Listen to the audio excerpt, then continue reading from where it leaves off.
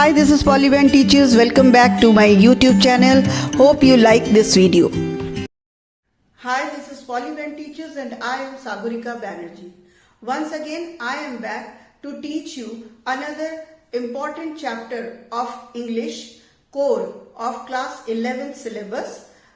This is the lesson number 1. The name of the chapter is The Summer of the Beautiful White Horse. The chapter is from the book Snapshots.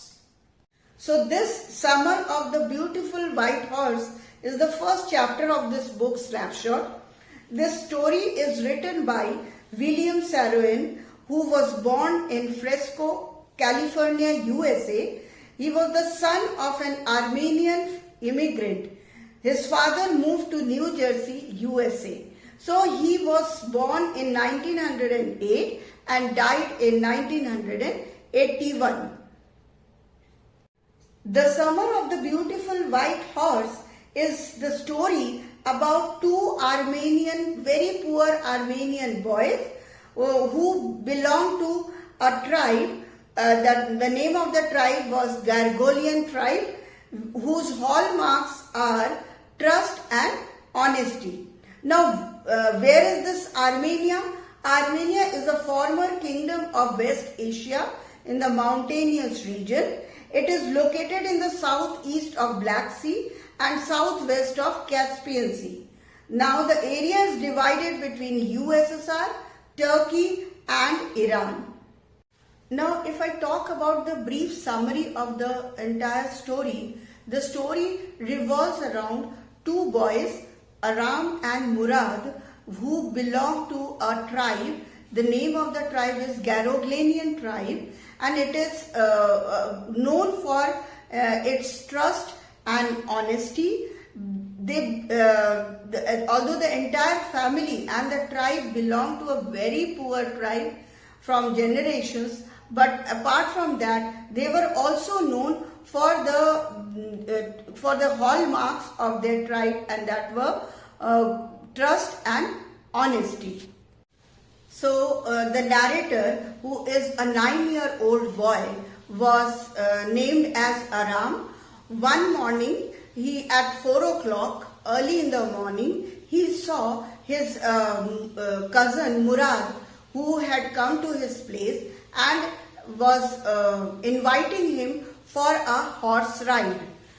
So when Aram saw from his window and saw his brother, his cousin, sitting on a horse that was a white horse, he could not believe this, because they were very poor. So he could not think that Murad could ever have a white horse, and he was inviting him for a horse ride.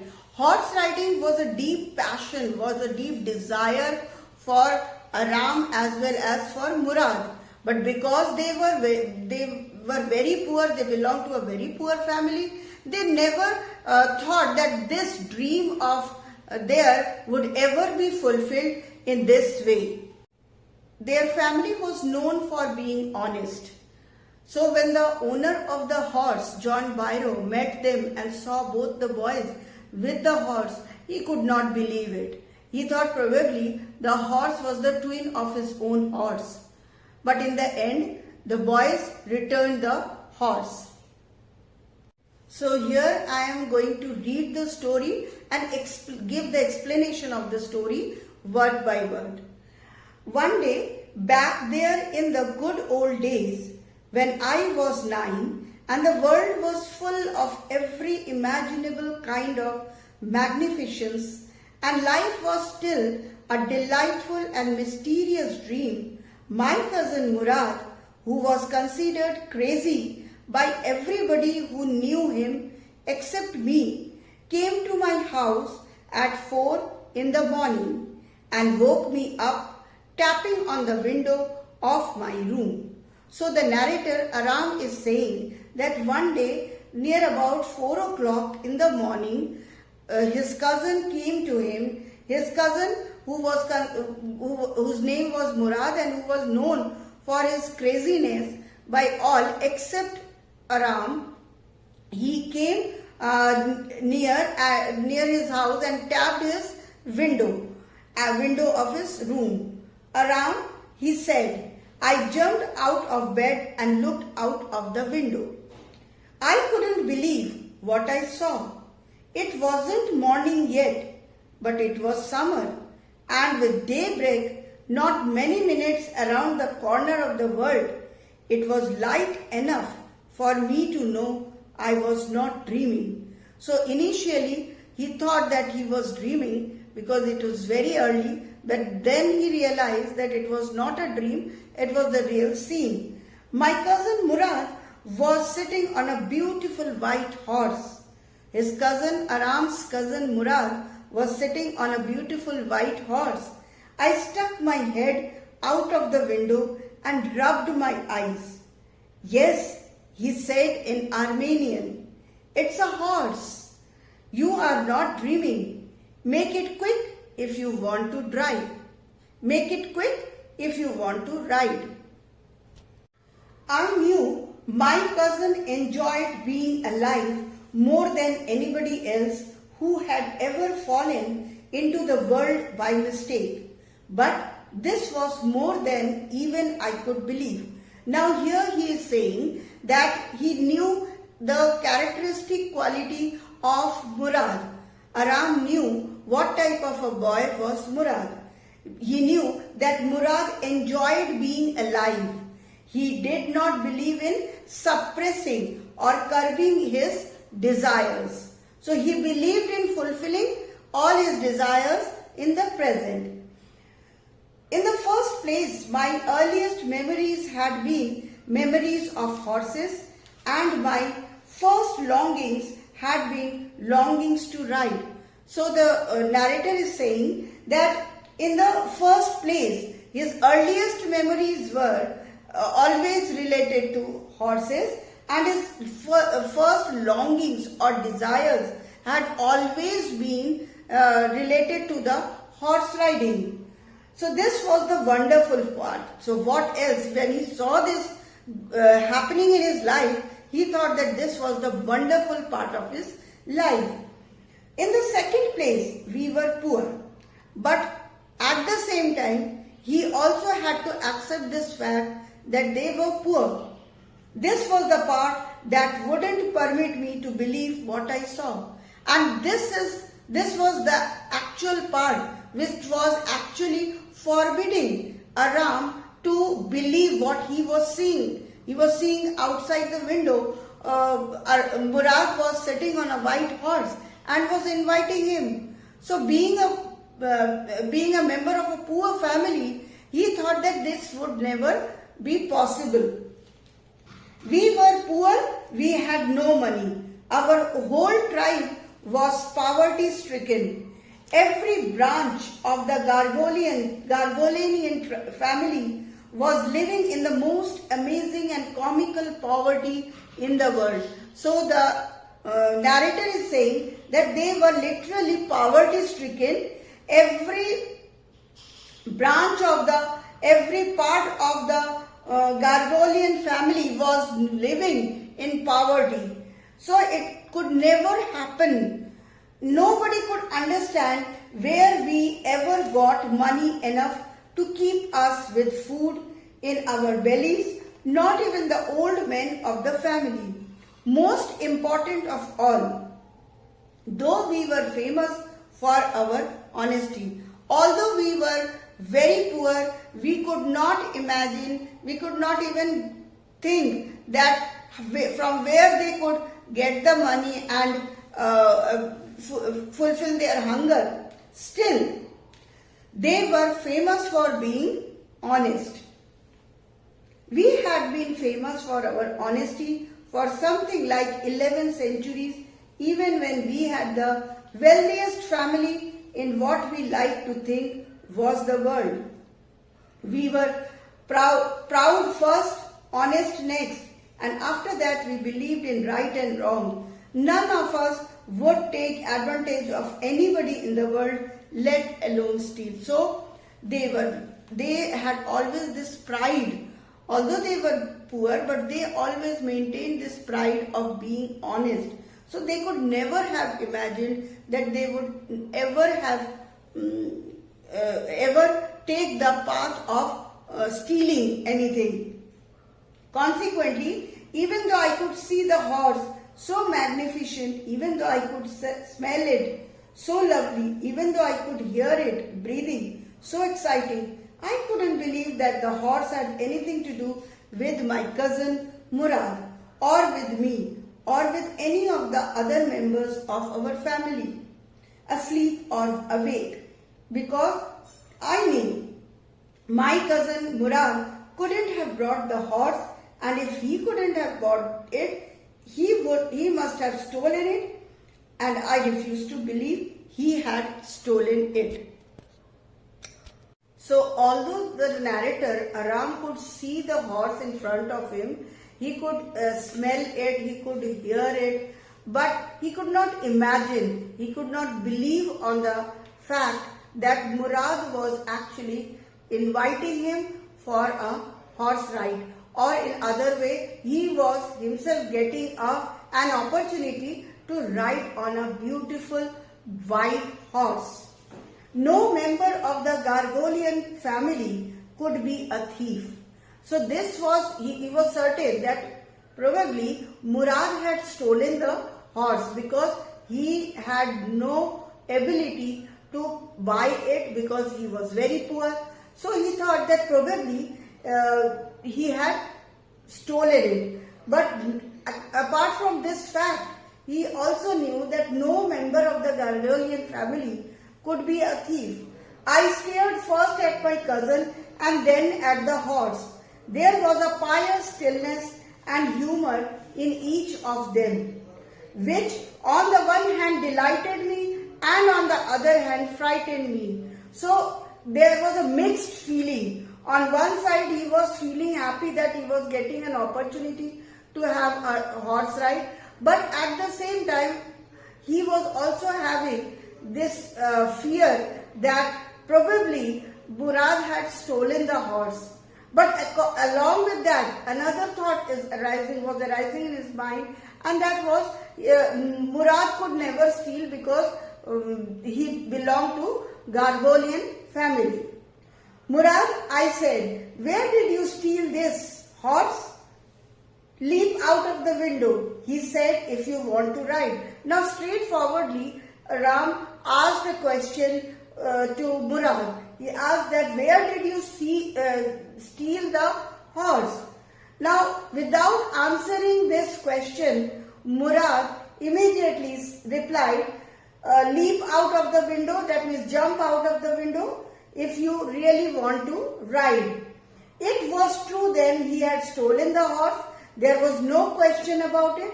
He had come to invite me to ride or not, as I chose. So now Aram was totally sanguine, so totally he was believing the fact that Murad had stolen the horse because he did not answer him directly.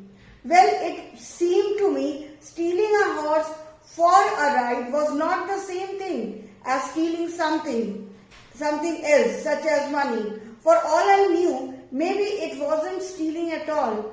If you were crazy about horses the way my cousin Murad and I were, it wasn't stealing. It wouldn't become stealing until we offered to sell the horse, which of course I knew we would never do. So now he is justifying, because when Murad said that you just jump out if you want to have a ride, so he did not have any other option. He thought that if he insisted asking him Murad about the horse, then probably Murad would go away and he would not give him any chance.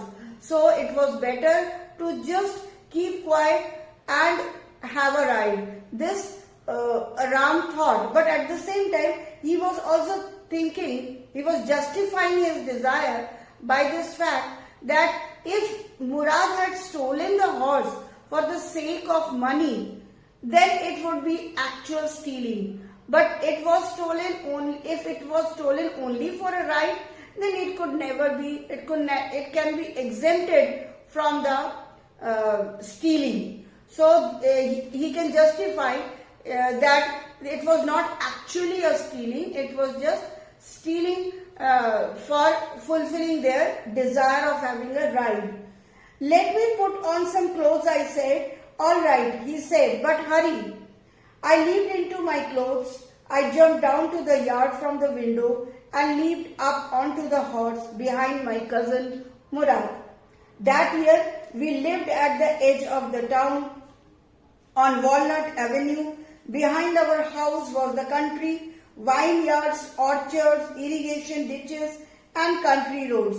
This is the location he is telling, Aram is telling, that they used to live that year in that area, in the Walnut Avenue, where behind their house there was country. It was near outskirts of the city, so almost near the village, where there were vineyards, orchards, irrigation ditches, and the country roads. In less than 3 minutes, we were on Olive Avenue. This is the name of the place, where within 3 minutes, less than 3 minutes, they reached, and then the horse began to trot. Trot means it began to gain its speed, because it was a lonely road. Nobody was there early in the morning. The air was new. New means fresh and lovely to breathe. So he was having a gala time. He was enjoying actually the ride. The feel of the horse running was wonderful. My cousin Murad, who was considered one of the craziest members of our family, began to sing. So both of them were enjoying their ride, and suddenly Murad, who was actually feeling very happy, he started singing a song. He began to roar. Then his song became very loud. So the narrator is saying that he meant it was actually a roar. Every family has a crazy streak in it somewhere, and my cousin was considered the natural descendant of the crazy streak in our tribe. Before him was our uncle Khusro, an enormous man with a powerful head of black hair and the largest moustache in the San Joaquin Valley. A man so furious in temper, so irritable, so impatient that he stopped anyone from talking by roaring.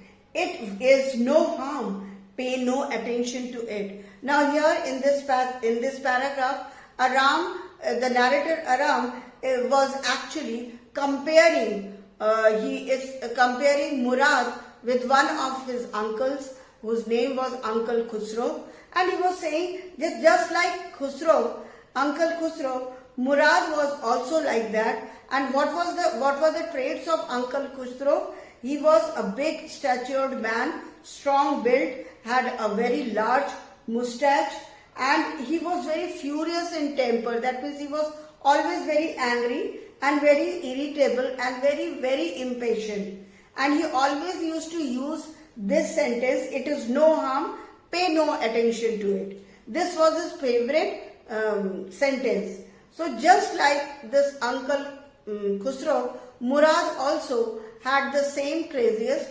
habits. That was all, no matter what anybody happened to be talking about. Once it was his own son Arab running 8 blocks to the barber's shop where his father was having his moustache trimmed to tell him their house was on fire. This man Khusro sat up in the chair and roared, "It is no harm, pay no attention to it." The barber said, "But the boy says your house is on fire." So Khusro roared, "Enough, it is no harm, I say." So one of the incidents which had happened past so many years back is being narrated over here. The narrator Aram is saying that once this Uncle Khusro was sitting in a barber shop to get his moustache trimmed, and at that time his son, this name of the son is Aram, he ran and came to him at the barber shop announcing that their house was burning. But this man Khusro was so crazy that he did not mind anything. He only said that pay no attention, it's no harm, pay no attention to it. When the barber himself said that it was your house that was burning, So again Uncle Khusro said that it's no harm. He shouted, it's no harm. Pay no attention to it. My cousin Murad was considered the natural descendant of this man, although Murad's father was Zorab, who was practical and nothing else. That is how it was in our tribe. A man could be the father of his son's flesh, but that did not mean that he was also the father of his spirit. So the distribution of the various kinds of spirit of our tribe had been from the beginning capricious and vagrant. So here the narrator Aram is saying that actually if we go through the characteristic qualities, so Murad was actually the descendant of Uncle Khusro, although his biological father was Zorab, and his father was a normal practical man. So Murad did not inherit the qualities of his father. Instead, he inherited the qualities of his uncle, Uncle Khusro. We rode and my cousin Murad sang. For any day, knew we were still in the old country where, at least according to some of our neighbors, we belonged. We let the horse run as long as it felt like running. So they ran, and while they were having their ride, Aram was thinking all about this. At last my cousin Murad said, "Get down, I want to ride alone." So as mentioned already that Murad was a crazy boy. So suddenly he asked Aram to get down from the horse as he wanted to ride alone. "Will you let me ride alone?" I asked. "That is up to the horse," my cousin said. "Get down. The horse will let me ride." I said. "We shall see." He said, "Don't forget that I have a way with the horse." Now at this, Aram asked that after Murad took a ride, Aram also wanted to have a ride all alone. At this, Murad said that we would see it later on. And then when Aram again insisted, so his reply was, "Don't forget that I have a way with a horse." This was his favorite sentence. I have a way.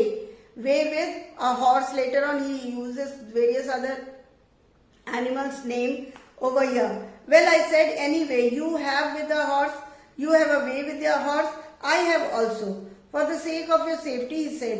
"Let us hope so. Get down." "All right," I said, "but remember, you have let me try to ride alone." I got down and my cousin Murad kicked his heels into the horse and shouted, "Wazire, run!" This was the name of the horse given by Murad. The horse stood on its hind legs, snorted and burst into a fury of speed. That was the loveliest thing I had ever seen. My cousin Murad raced the horse across a field of dry grass to an irrigation ditch, across the ditch on the horse, and 5 minutes later returned dripping wet.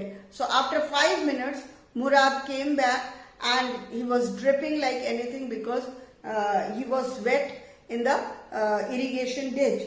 The sun was coming up. "Now it's my turn to ride," I said. My cousin Murad got off the horse. "Ride," he said. So it was going to be, the sun was about to rise. So when Aram said that he also wanted a ride all alone, Murad offered him to ride all. I leaped to the back of the horse and for a moment knew the most awful fear imaginable. The horse did not move. So when the narrator sat on the horse, initially it did not move. Kicked into his muscles, my cousin Murad said, "What are you waiting for? We have got to take him back before everybody in the world is up and about." I kicked into the muscles of the horse. Once again it reared and snorted. Then it began to run. I did not know what to do. Instead of running across the field to the irrigation ditch, the horse ran down the road to the vineyard of Dikram Halabian, where it began to leap over vines. The horse leaped over 7 vines before I fell. Then it continued running. So the horse, when it started running, initially the narrator was not able to understand how to control it, and suddenly the horse changed its way and it moved towards the vineyard of Dikram Halabian, where it leaped over 7 vines, and then the narrator fell down from the horse. My cousin Murad, but the horse did not stay there. It continued running. My cousin Murad came running down the road. I am not worried about you, he shouted. We have got to get that horse. You go this way and I will go this way. If you come upon him, be kindly. I will be near.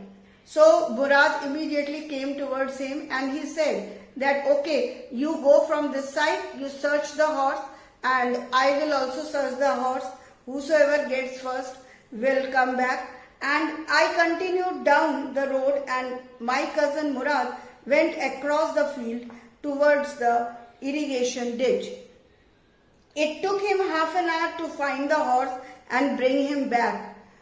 After about half an hour, Murad came back with the horse. All right, he said, jump on. The whole world is awake now. It was already morning and the sun has come out. So Murad said, okay, get up and we need to hide the horse. What will we do? I said. Well, he said, we will either take him back or hide him until tomorrow morning. He said, either we have to take him back, take the horse back, or we can keep it in some safe place where we can hide it for the next morning so that we can again have a ride. He didn't sound worried and I knew he would hide him and not take him back, not for a while at any rate. Where will we hide him? I said. I know a place. He said. How long ago did you steal this horse? I said. It suddenly dawned on me. That means, dawn means clicked in my mind that he had been taking these early morning rides for some time. Suddenly, Aram started thinking that probably Murad had been riding for so many previous days and had come for me this morning only because he knew how much I longed to ride. Who said anything about stealing a horse? He said. Anyhow, I said, how long did you begin riding every morning? Not until this morning, he said. Are you telling the truth? I said. Of course not, he said, but if we are found out, that is what you are to say. I don't want both of us to be liars. All you know is that we started riding this morning. So when the narrator was continuously pressurizing Murad about the stealing of the horse, Murad said that he had not stolen. But then when the narrator asked him, are you telling the truth? Murad said no, he was not telling the truth, but at the same time he also said that if anybody catches them, then he did not want that both of them were saying different version. So all Aram had to say is that they started riding that day only. All right, I said. He walked the horse quietly to the barn of a deserted vineyard, which at one time had been the pride of a farmer named Fedvazian. There were some oats and dry alfalfa in the barn, so they had hidden the horse in the old barn of Fedvazian, and they had kept also some grass, some alfalfa for him in the barn. We began walking home. It wasn't easy, he said, to get the horse to behave so nicely. At first it wanted to run wild, but as I have told you, I have a way with the horse. I can get it to want to do anything I wanted to do. Horses understand me. So here Murad was boasting about himself that he had a way with the horse. That means he understood a horse and so he could control it. How do you do it? I said. I have an understanding with the horse, he said. Yes, but what sort of an understanding? I said. A simple and honest one, he said. Well, I said, I wish I knew how to reach an understanding like that with a horse. You are still a small boy, he said. When you get to be 13, you will know how to do it. I went home and ate a hearty breakfast. So these were the conversations going on between Aram and Murad while they were moving back to their house. That afternoon, my uncle Khusro came to our house for coffee and cigarettes. He sat in the parlor sipping and smoking and remembering the old country. Then another visitor arrived, a farmer named John Byro, an Assyrian who, out of loneliness, had lived to speak Armenian. So another man, that afternoon, his uncle Khusro had come to their place, and while he was sitting there, another farmer, John Byro, who was an Assyrian, he came over there and they were talking. My mother brought the lonely visitor coffee and tobacco, and he rolled a cigarette and sipped and smoked, and then at last, sighing sadly, he said, "My white horse, which was stolen last month, is still gone. I cannot understand it." So here, John Byro reveals that his horse was stolen 1 month ago. My uncle Khusro became very irritated and shouted, "It is no harm. What is the loss of a horse? Haven't we all lost the homeland? What is this crying over a horse?" Now at this point, his Uncle Khusro started shouting. He said, "There is no point of just thinking about that horse and crying for that horse.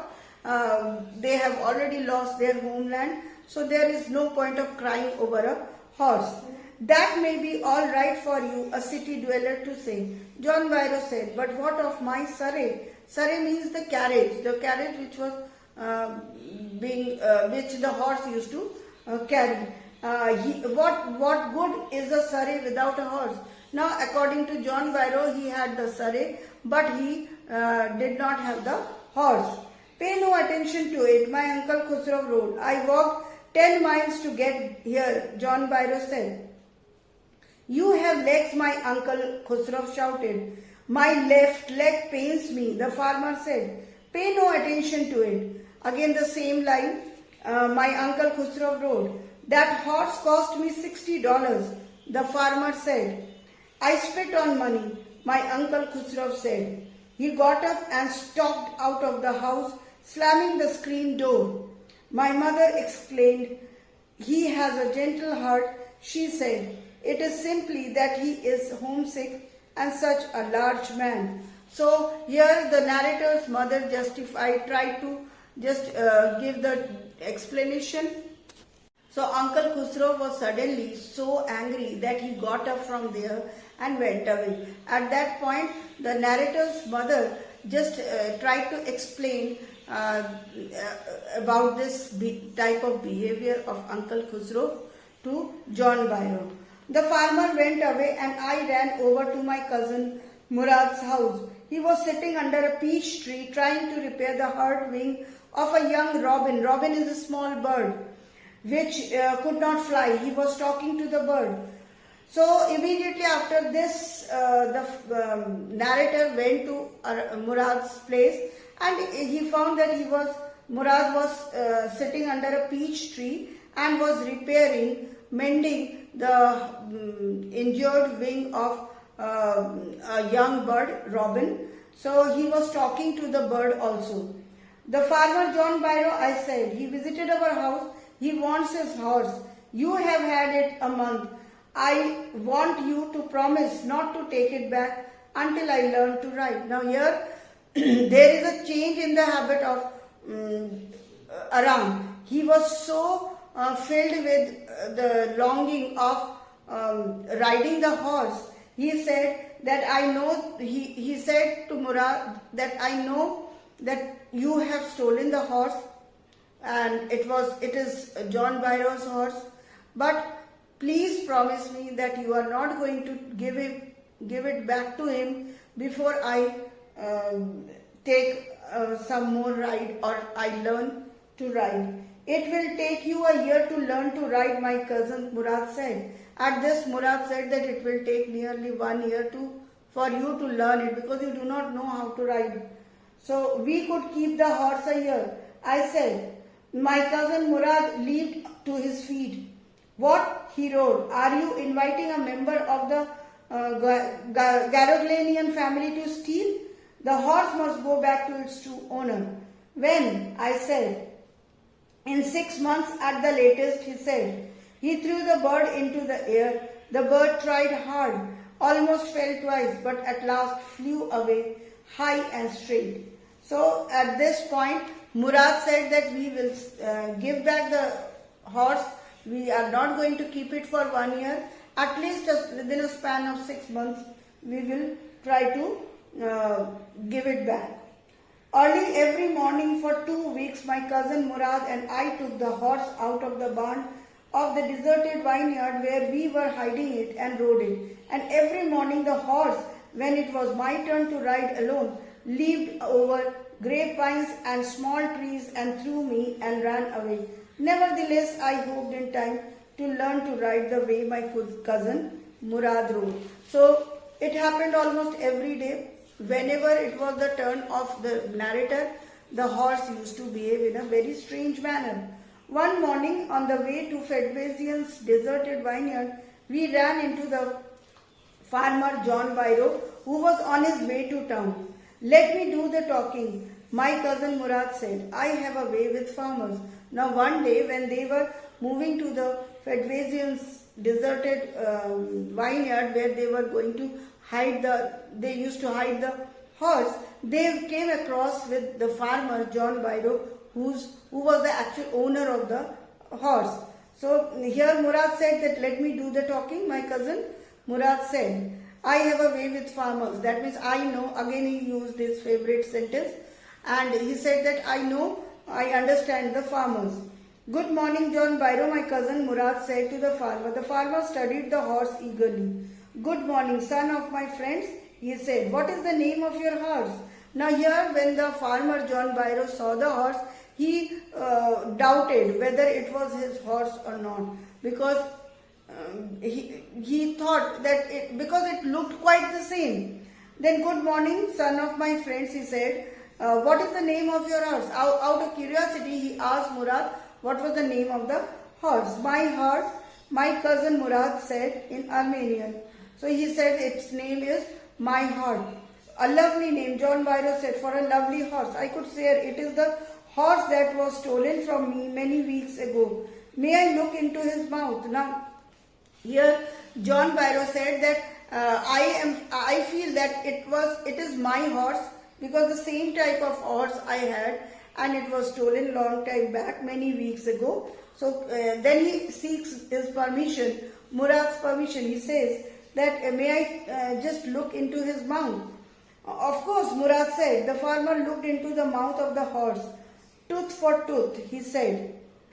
Tooth for tooth means exactly. I would swear it is my horse if I didn't know your parents. Now, a very important line. Here, John Byro says that it is exactly the same horse which is lost or which is stolen from me. But I would swear that it is my horse. But at the same time, I know that your parents are known for trust and honesty. So I cannot blame you. I have to rethink about this. The fame of your family for honesty is well known to me. Yet the horse is the twin of my horse. Then he says probably this horse is the twin of my horse. A suspicious man would believe his eyes instead of his heart. Good day, my young friends. At the same time, he says that only a suspicious man can believe on his eyes, because I am not a suspicious man. I believe my heart, which says that you belong to a very good family, so you cannot steal my horse. Good day, John Byro, my cousin Murad said. Early the following morning, we took the horse to John Byro's vineyard and put it in the barn. So next morning, Aram and Murad both decided to keep the horse in John Byro's vineyard. So they went to keep the horse in John Byro's barn. The dogs followed us around without making a sound. The dogs, I whispered to my cousin Murad. when I saw the dogs were following, Aram says that when he saw the dogs were following them, he was terrified and he thought that probably the dogs would start shouting or barking. So he asked Murad to take care of it. I thought they would bark and they would at somebody else. He said, I have a way with dogs. But the dogs did not bark. So later on, when Aram said this to Murad, Murad again used his favorite sentence that I have a way with dogs. Because I understand the dogs, I knew that they would not bark. My cousin Murad put his arms around his horse, pressed his nose into the horse's nose, patted it, and then we went away. So this way, Murad and Aram, both of them, they kept the horse over there. That afternoon, John Byro came to our house in his surrey and showed my mother the horse that had been stolen and returned. So that afternoon, John Byro came to their house and he showed his horse and the surrey to the narrator's mother. And I do not know what to think, he said. The horse is stronger than ever. And at the same time, John Byro said that I cannot say what happened with this horse or what had been taken place in the last few days, because my horse has become stronger than ever, better tempered too. I thank God. My uncle Khusro, who was in the parlor, became irritated and shouted, quiet man, quiet. Your horse has been returned, pay no attention to it. So he was actually, John Byro was actually praising that his horse, and he was feeling very happy that his horse had become stronger. But at the same time, Uncle Khusro was sitting in the parlor and he shouted, okay, quiet, quiet, you have got your horse, pay no attention to it. Again, his favorite sentence. So this way, the story ends over here, and the message the story gives to us is that man should always consider his honesty, his trustworthiness more than anything else. So even though the boys had stolen the horse, but they could not face their conscience, and finally they decided to return to the owner.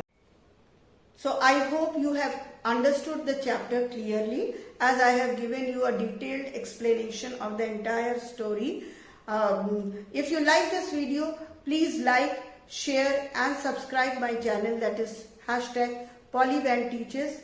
And also you can see my latest blogs in my website polybanteaches.wordpress.com. I promise I will bring more important topics in my next videos. Till then, bye bye.